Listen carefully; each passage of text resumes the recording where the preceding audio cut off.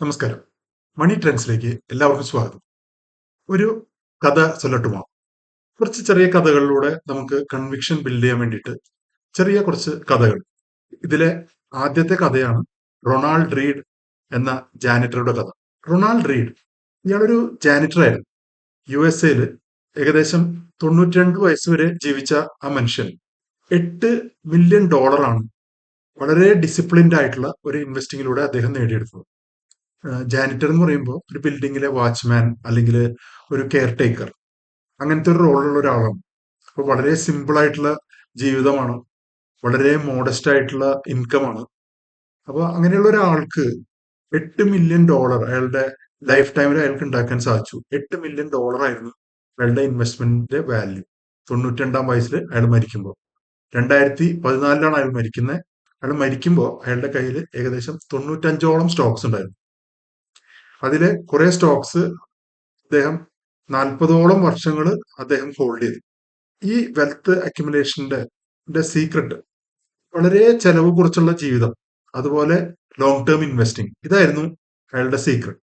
വളരെ സിമ്പിൾ ആയിട്ടുള്ള ജീവിതം, ഒരു തരത്തിലുള്ള അൺനെസറി എക്സ്പെൻസസ് ഇല്ല.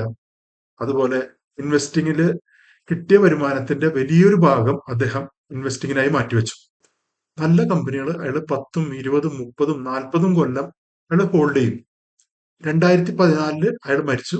റൊണാൾഡ് റീഡ് മരണശേഷം $6 മില്യൺ ലോക്കൽ ലൈബ്രറിക്കും അവിടുത്തെ ഒരു ലോക്കൽ ഹോസ്പിറ്റലിനും നൽകിയത്.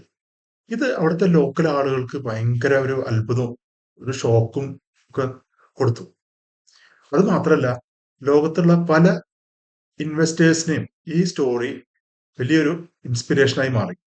Moral of the story is, നമ്മൾ വളരെ കൺസിസ്റ്റന്റ് ആയിട്ട് ഒരു തുക നമ്മൾ മാറ്റിവെക്കുകയാണെങ്കിൽ നമുക്ക് വലിയ അത്ഭുതങ്ങൾ ഉണ്ടാക്കാൻ സാധിക്കും.